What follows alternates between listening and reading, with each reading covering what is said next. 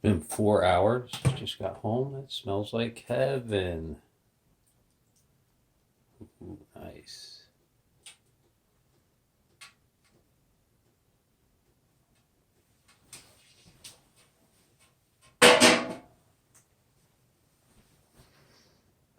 That looks perfect.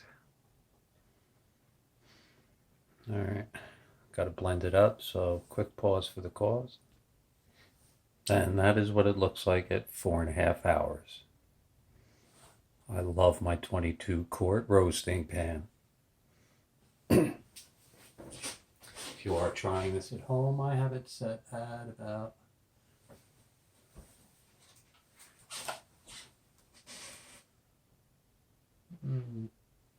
225. Right in between the 200 and the 250 mark. So if you're going to try making your own sauce in this, I would definitely recommend it. That's probably 21 quarts of sauce. It's a lot of sauce. But the holidays are here. People love my sauce, so I have a nice gift that makes everybody happy. We'll do this again later. One suggestion.